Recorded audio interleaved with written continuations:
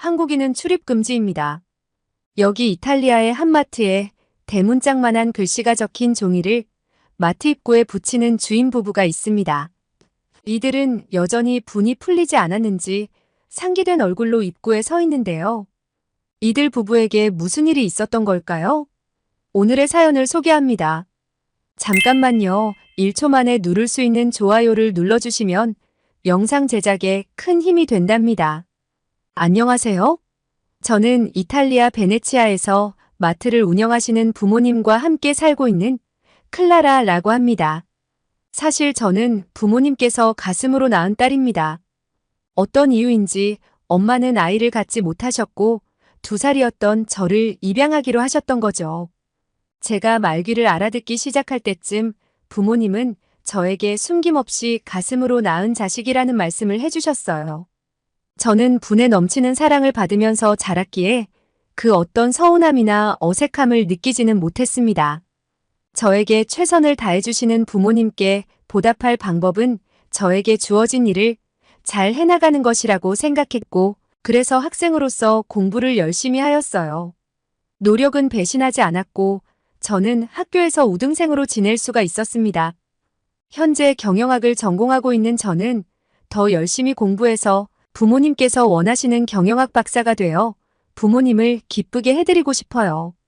그런데 최근 부모님이 운영하는 마트에 한국인 관광객들이 자주 오면서 부모님은 스트레스가 이만저만이 아니라고 하셨어요.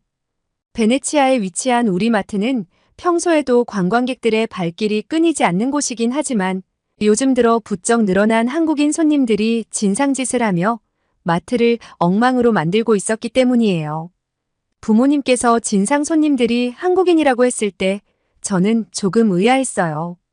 왜냐면 저는 같은 과에 친하게 지내는 수진이라는 한국인 친구가 있는데 그 친구를 보면 한국인이 진상이라는 게 믿기 어렵거든요. 수진과 저는 친해졌던 계기가 있었어요. 역사 수업을 듣는 시간이었는데 급속도로 경제 성장한 나라들에 관한 수업이었죠. 한국과 중국에 대한 내용이 줄을 이루는 과정에서 중국인 유학생인 링링이 교수님께 도발을 한 사건이 있었어요. 교수님은 한국과 중국 그 어디의 편을 들면서 이야기를 한 것이 아닌데 한국의 우수한 점을 설명하자 링링은 교수님의 말씀을 받아들일 수 없다는 식으로 말을 했어요. 교수님의 강의 내용은 이랬습니다. 여러분 중에는 지금 한류에 열광하는 사람이 많을 것입니다. 세계인들이 이토록 한국 문화에 빠질 줄은 저 역시 생각지도 못한 일이었지요. 불과 몇십 년 전만 해도 한국은 이런 문화는커녕 먹고 사는 문제만 해결하기에도 벅찬 나라였습니다. 단 몇십 년 만에 이 정도로 급격한 경제 성장을 이룬 나라는 한국이 유일합니다. 더군다나 일본의 지배에 있었던 시기를 겪고 얼마 되지 않아 전쟁을 겪으면서 폐허가 된 땅을 온 국민이 피땀 흘려 지금의 대한민국을 만들어낸 거죠. 이런 경제 성장을 들여다보면 한국인만의 독특한 특징을 찾아낼 수가 있습니다. 일제강점기 시절 모든 걸 빼앗긴 상황이었지만 나라를 되찾고자 각자의 자리에서 당당하게 맞서 끈질기게 싸우고 목숨을 잃을 수도 있는 상황에서도 자신을 희생하는 것을 두려워하지 않았습니다. 제가 가장 인상 깊게 본 인물은 일본의 주요 인사를 암살하기 위해 거침없이 작전을 펼쳤던 안중근 의사입니다. 안중근 의사는 당시 30살의 청년이었고 하얼빈역에서 이토 히로부미를 향해 권총의 방아쇠를 당겨 저격합니다. 대한독립 만세를 크게 3번 외친 후 순순히 체포가 되어 중국의 리순 감옥에 수감되게 됩니다. 안타깝지만 다음 해에 사형 선고를 받고 생을 마감하게 됩니다. 안중근 의사의 유해를 리순 감옥 근처 야산 어딘가에 묻었다는 증언이 있었지만 찾을 수 없었고 태평양 전쟁 직전에 일본인들이 유해를 파서 본국으로 가져갔다는 말이 떠돌았다고 합니다. 안중근의 사형이 집행되자 동생들은 형의 시신을 달라고 요청했지만 묘지가 항일운동의 성지가 될까 두려웠던 일본은 끝까지 위치를 알려주지 않았죠.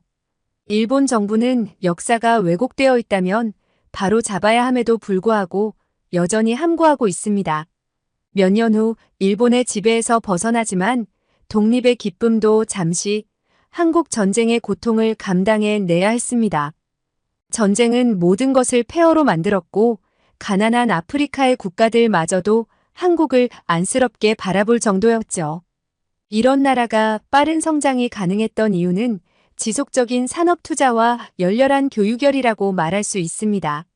나라의 발전을 위해서 온 국민이 하나 되어 맡은 일을 열심히 하였고 근면과 성실은 한국을 대표하는 단어가 되었죠.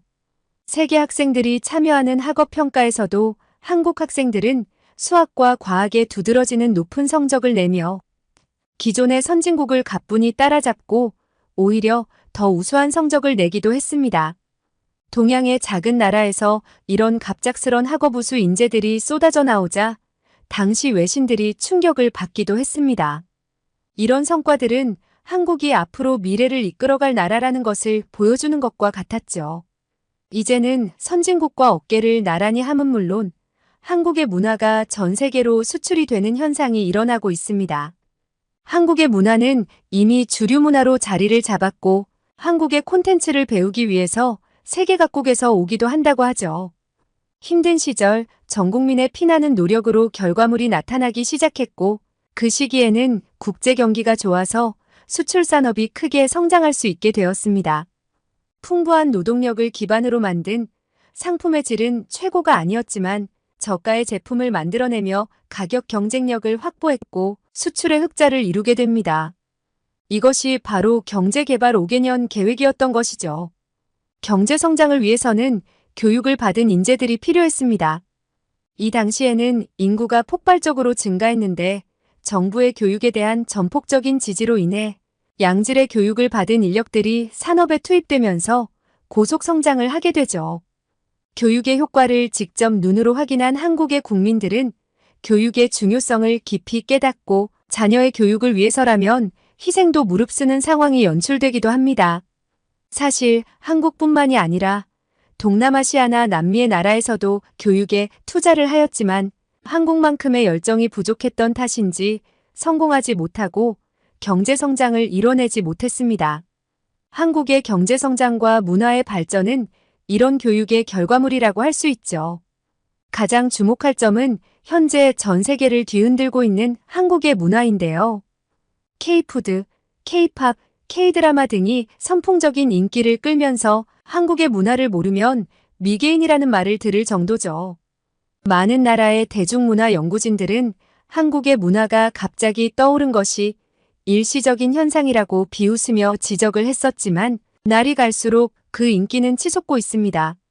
한국의 드라마와 영화가 많은 관심을 받자 제작자들은 앞다투어 벤치마킹을 하기 시작했죠. 일본의 애니메이션 시장도 무시할 수는 없지만 한국은 그것을 뛰어넘는 엄청난 트래픽을 일으키고 있습니다. 덕분에 많은 외국인들은 한국어를 배우는 것이 하나의 문화처럼 자리 잡았고 한국의 화장품, 옷, 음식 등을 현지에서도 즐기고 있습니다. 얼마 전 김밥이 아주 핫했었는데요. 저도 마트에서 김밥을 사서 전자레인지에 돌려 먹어봤는데 처음 먹어보는 맛이었지만 누구나 좋아할 만한 맛이었죠. 이런 한국의 문화의 눈부신 성장을 질투의 눈으로 바라보는 나라가 있는데요. 바로 일본과 중국입니다. 일본은 쿨재팬이라는 정책을 펼치며 일본의 문화를 세계에 알릴 계획이었습니다. 한국의 성공 신화를 모델로 하여 정부에서는 막대한 돈을 투입해 여러 가지 사업을 진행하였죠.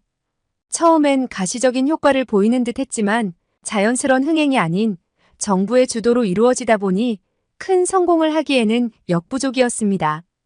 결국 실패로 끝나면서 막대한 예산을 낭비하게 되었죠. 한국의 문화는 억지로 인기를 끌기 위해 사업을 추진한 것이 아니라 자연스럽게 세계인의 이목을 끌면서 붐이 일어난 현상입니다. 만든다고 해서 다 되는 것이 아닌 거죠. 현상에만 주목해 성공 요인에 대해 제대로 된 분석을 하지 않는다면 실패는 당연한 것입니다. K컬처는 하루아침에 이루어진 것이 아닙니다. 먼저 사람의 공감을 이끌어낼 수 있어야 하고 인간적인 것이어야 합니다. 하나의 콘텐츠를 제작하기 위해서는 많은 이들의 피와 땀이 스며들어 있어야 가능한 것이죠. 일본은 돈이면 다 되는 것 마냥 진행을 했으니 망할 수밖에 없었던 겁니다.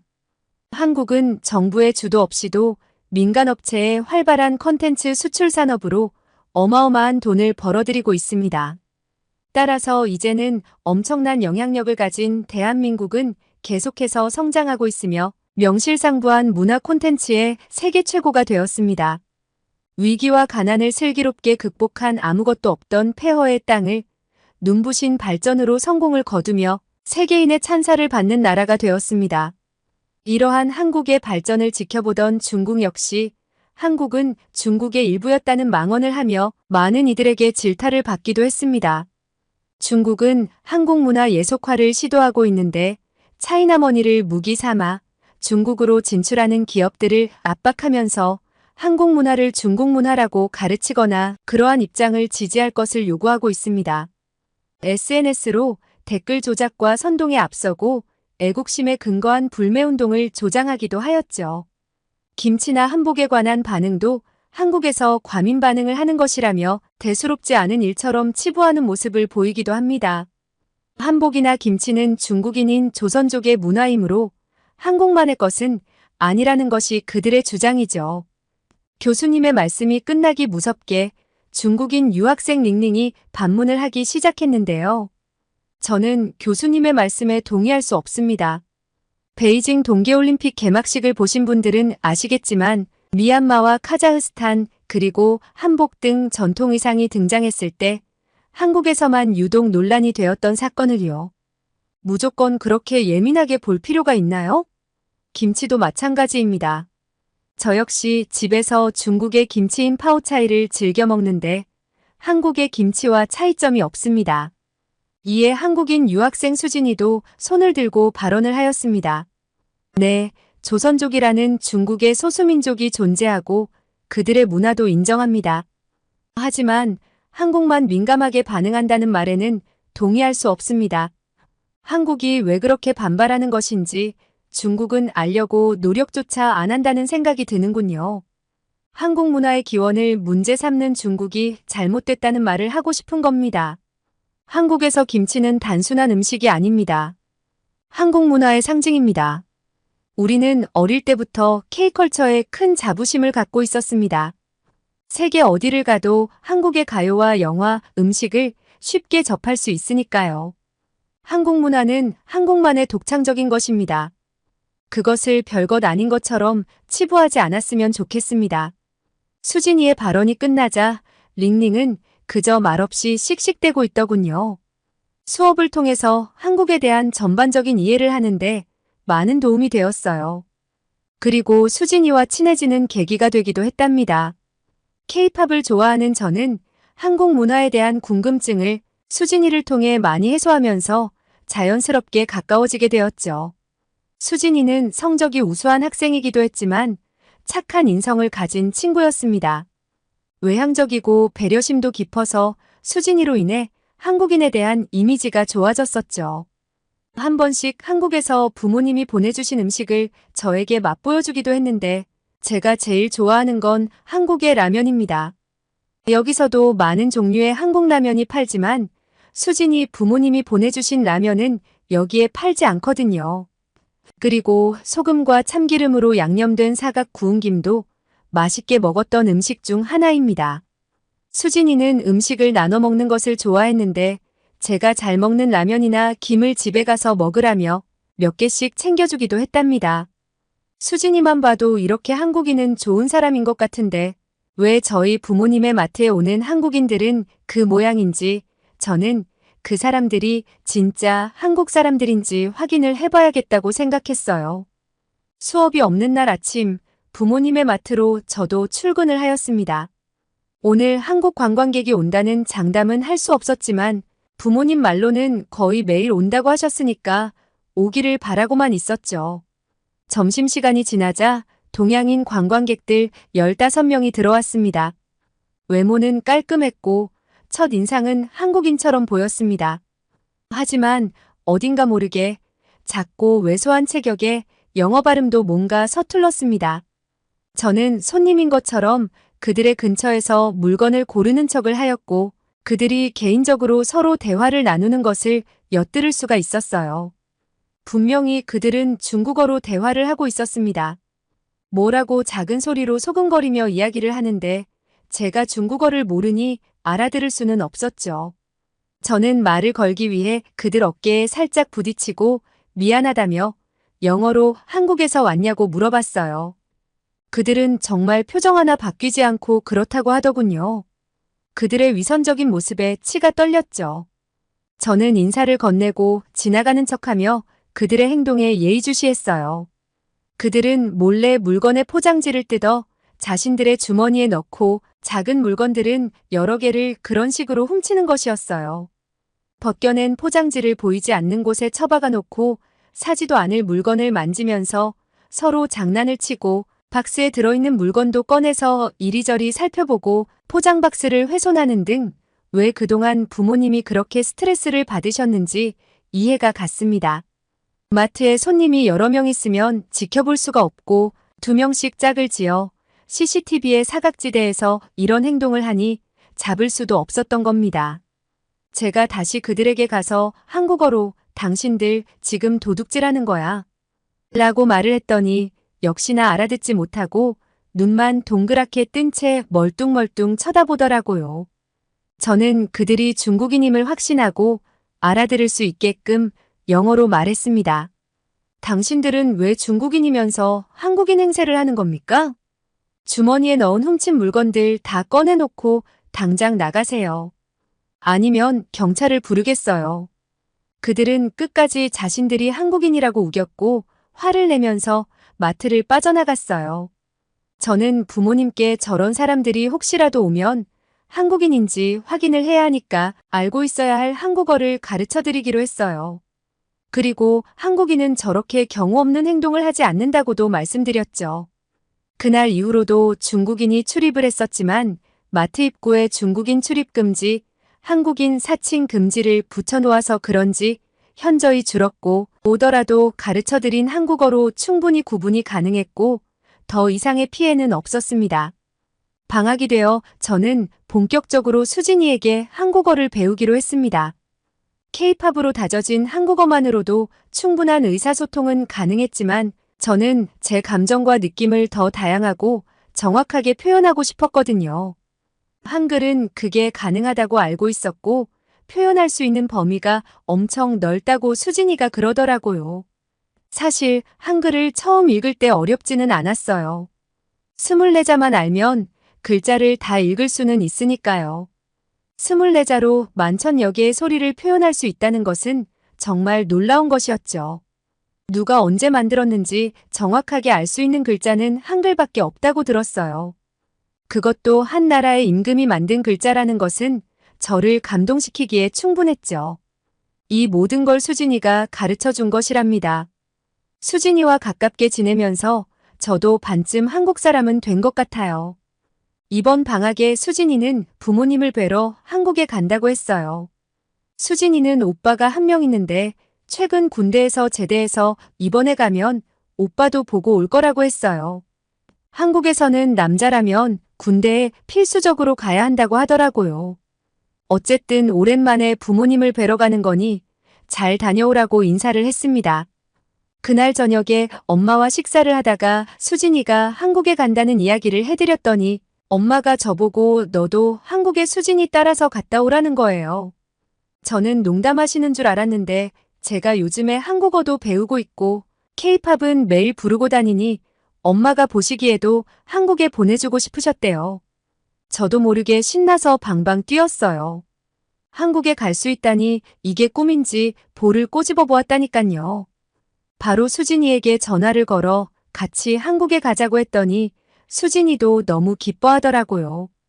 우리는 며칠 후 한국으로 떠났고 놀라움의 연속인 날들이 이어졌습니다. 공항에는 수진이의 오빠가 마중을 나와 있었어요. 저는 한국인이 그렇게 키가 크고 몸이 좋은지 처음 알았죠. 수진이는 여자라서 그런지 몸이 좀 왜소한 편이었는데 수진이 오빠는 180은 넘어 보이는 키에 떡 벌어진 어깨, 살짝 그을렸지만 매끈한 피부, 웃을 때마다 보이는 하얀 치아가 정말 매력적인 남자였어요. 수진이 오빠의 이름은 수혁이었고 저의 이름을 말해주자 감미로운 목소리로 클라라 하며 불러주었죠. 수혁 오빠는 어차피 이 시간에 집에 가면 아무도 없고 저녁 돼야 부모님이 오시니까 식사를 하고 들어가자고 했습니다. 수혁 오빠가 저에게 뭐가 먹고 싶냐고 했고 저는 라면이라고 큰 소리로 대답했죠. 제 대답을 들은 오빠는 큰 소리로 웃으면서 라면은 집에서도 얼마든지 먹을 수 있으니 다른 걸 먹자고 했어요. 제가 망설이고 있자 수진이가 그냥 우리가 가는 갈비집에 가자면서 저를 끌고 갔어요. 갈비와 비빔냉면을 같이 먹으면 정말 맛있다면서 거의 반강제적으로 데리고 가더라고요. 단골집이라면서 저를 데려간 그 식당은 입구부터 고기 굽는 냄새가 진동을 했는데요. 갑자기 배가 더 고파지더라고요. 테이블에 앉아 갈비를 주문하고 냉면은 고기를 먹다가 주문하는 거라고 했어요. 양념갈비라고 하는 것이 있었고 구워서 갖다 주는 것이 아닌 우리가 직접 구워 먹는 것이었어요. 철판에 고기를 올려 굽는데 바로 앞에서 고기를 구우면서 식사를 한다는 게 어색하게 느껴졌어요. 수혁 오빠가 고기를 구웠는데 앞뒤로 적당히 익혀서 가위로 싹둑싹둑 잘랐어요. 다 구워진 고기를 제 앞접시에 올려주며 먹으라고 했어요. 어쩜 저렇게 자상할까라는 생각이 들었죠.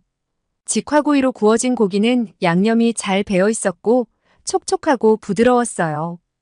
오빠는 상추와 깻잎에 고기를 얹어서 쌈 싸먹는 방법도 알려주었죠. 입을 크게 벌리고 먹는 것이 부끄러웠던 저는 오빠가 안 볼 때 얼른 입에 넣었어요. 쌈을 쌀 때 가르쳐준 대로 쌈장을 조금 넣었더니 더 맛이 좋았어요. 한참 고기를 먹다가 비빔냉면과 물냉면을 주문했고 갈비를 먹고 나면 무조건 냉면은 필수로 먹어야 한다고 하더라고요. 냉면에 고기를 얹어서 같이 먹는 모습을 보며 저도 똑같이 따라했습니다. 비빔냉면을 그렇게 먹으니 정말 맛있었고 정신없이 먹고 나니까 배가 터질 것 같았어요. 식사를 마치고 나오는데 식당 입구에 커피 자판기가 있었어요. 식당을 나서는 사람들이 모두 커피를 한 잔씩 들고 나가는 모습을 보니 저도 마시고 싶더라고요. 종류는 밀크커피 한 가지였고 버튼을 누르면 바로 종이컵이 나오면서 커피가 나오는 그런 기계였죠. 그런데 제가 생각한 그런 커피가 아니었어요. 처음엔 이게 뭐야 라는 말이 나왔지만 2번, 3번 마실 때마다 자꾸 먹어지는 매력 있는 커피였어요. 한국의 믹스커피라고 했는데 한국인들은 이 커피를 즐겨 마신다고 하더라고요. 아무튼 낯설었지만 맛있었습니다. 그리고 식당에서 이런 걸 공짜로 준다는 것도 신기했어요. 10일간 한국 여행 일정이었는데 여행 기간 내내 너무나 행복한 시간을 보냈답니다. 이제 한국은 제 인생에서 너무나 소중한 나라가 되었답니다. 긴 글 읽어주셔서 감사합니다. 오늘은 이탈리아의 대학생 클라라의 사연을 들려드렸는데요. 한국에서 좋은 추억을 쌓고 가셨다니 제가 다 뿌듯합니다. 오늘도 끝까지 들어주셔서 감사드리고 구독과 좋아요 부탁드려요. 이상 미연이의 공감튜브였습니다.